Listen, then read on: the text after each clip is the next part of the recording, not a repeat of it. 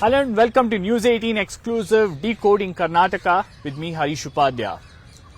Now Karnataka is gearing up for elections and there is a crucial development. The BJP seems to have adapted a new strategy.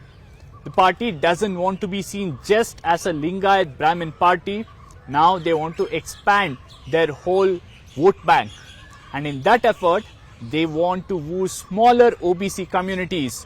In fact, we have seen JP Nadda, the party president, Home Minister Amit Shah and others really visiting some of these mutts, asking some sort of a support from the mutts of these backward classes. Also, very importantly, the whole budget of Basuraj Bommai presented in February, the last budget of this government, doesn't mention Lingayats anywhere. Instead, it has multiple points talking about how this government is giving funding to institutions owned by the Vokkaliga or rather other backward classes mutt, and also the kind of money given to the backward classes boards and corporations. So why are the other backward classes so important in Karnataka? Why are parties trying to woo these communities that are in the OBC cluster? To explain that, joining us right now, Mr. D.P. Satish, the editorial advisor South for News 18. Sir, welcome to the show.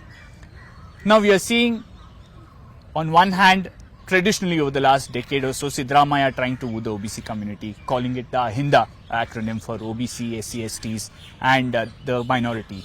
Now you see the BJP jumping onto this wagon wheel and trying to woo smaller OBC communities. It's worked well for them in Uttar Pradesh and other states. Why are OBCs so important in Karnataka? Harish, OBC vote bank is very important in Karnataka because OBC population is about 22% of the total population of the state.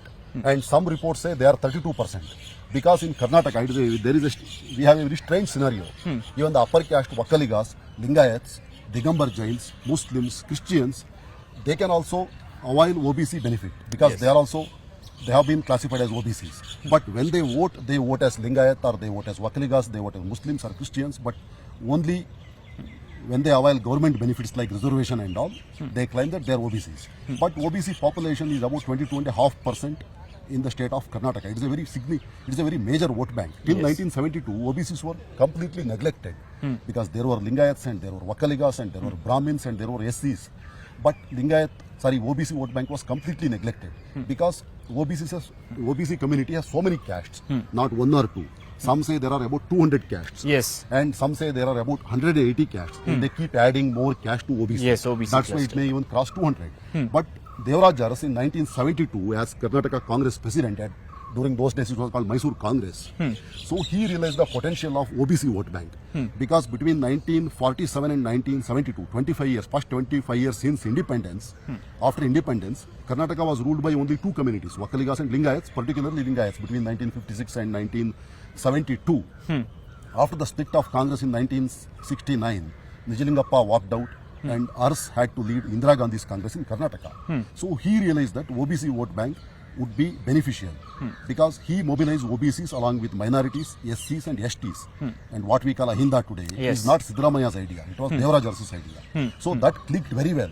Yes. Because of that, Congress swept the polls in 1972 and Ars won, and he ended the hegemony of Lingayats and Vokkaligas in Karnataka politics. And after that, he appointed a commission led by a legal luminary called L.G. Havanur to study socio-economic conditions of the OBCs. Yes. It is considered the best report on OBCs till today. And L.G. Havanur was a legal luminary, an expert, and he conducted a detailed survey and submitted a report. And after the end of apartheid in South Africa, Nelson Mandela had even invited L.G. Havanur to advise in drafting their constitution. And L.G. Havanur is divine to many OBCs in Karnataka because of a Havanur report. OBCs got a lot of benefits. Yes. But Devaraj Aras is the man who realized the political potential of the OBCs and he created this OBC vote bank in Karnataka. He also created a lot of OBC leaders. In 1972, Veerappa Moily became first time MLA. He was Arsu's friend.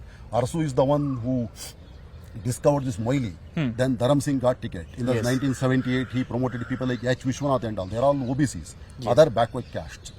But in Bangarappa is another big OBC leader. He was not Arsu's what we call discovery, but Bangarappa later joined Congress, and after ours, Bangarappa was a big OBC leader in the state. Yes. And after that, in Janta Parivar, Siddaramaiah emerged as the tallest OBC leader. True. After 1994 victory of Devegowda, and Yes. in the year 2000, he became a very big leader of the party. True. And Siddaramaiah reinvented this Ahinda, which was actually started by us in 1972. It is a huge vote bank because they are Yes. 22.5%. And yes. among the OBCs, Kurubas, the Siddaramaiah's caste, they are the largest with 7% vote. True. True. And till 2000, BJP wasn't interested in his OBC vote bank. After 2000, Anant Kumar and Yediyurappa realized that there are many small caste. Their population may not be even 5 lakh, 4 lakh and all. But they are a very significant vote bank because in each constituency their number is 5,000 to 10,000, in some places Yes. 2 to 3,000. But if you get all They their could swing the votes, results. they can swing the results. Yes. So they managed all these castes. And they, during this Ram Janmabhoomi movement in the 90s also, many OBC castes, they got attracted towards BJP and joined BJP.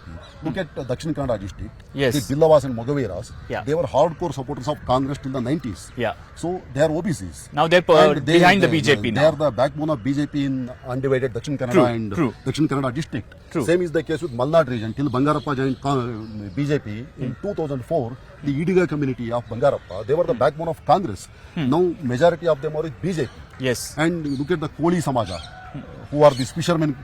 They were earlier with Congress. Now they have leaders like Babu Rao Chinchansur and all have joined BJP. Yes. BJP is hoping that they will also vote for their party. Like that they have weavers and many other castes, even Vishwakarmas. Yes. BJP has everyone. Yeah. So One- BJP knows they are relying only on the Lingayats because Lingayats are the backbone of the BJP. And BJP wants to shake off that pro-Lingayat or Lingayat party image. That's why they are playing this OBC card. If they get more and more OBC vote, they don't need to depend on Lingayats. Yeah, but the question is, can the BJP really attract the OBCs? One argument is that the state BJP unit doesn't have big OBC leaders of various communities.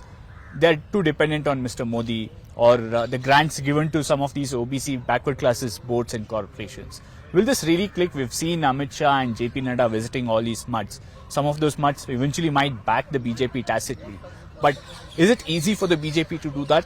And many are saying it's also an indication that the BJP realized two things. One, just Lingayat votes alone won't help them to cross the halfway mark.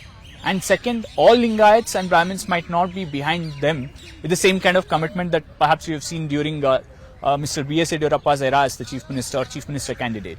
No, I agree and disagree because BJP certainly has some OBC leaders. K. Ishwarappa is an OBC leader. He is Yes. a Kurba. Then we have Sunil Kumar, Power Minister. He is a Billava. And in Dakshin Kannada, they have got this Manorama Madhuraj's son, Pramod Madhuraj. He is a Mogavera. They are fishermen. And they have many other leaders.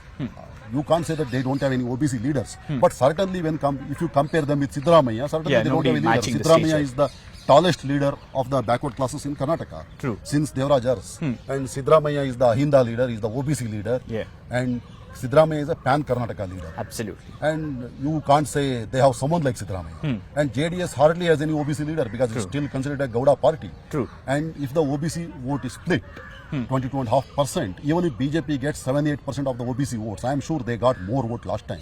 And even if they get about 40% of OBC vote, they can certainly win the election with these OBC votes. Well, the OBC community in Karnataka, as he mentioned, nearly 200 of them, are a very crucial aspect in elections.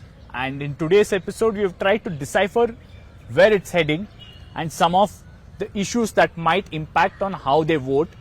But as we head towards the election, there are far more complex issues, whether it's on caste, class, the regional imbalances. We'll decipher all that. Thank you, Mr. D.P. Satish, for joining us today. Thank you, Stay Harish. tuned to News 18. We will get you more such analytical, explaining pieces on how the Karnataka election will pan out and what you really need to watch out for.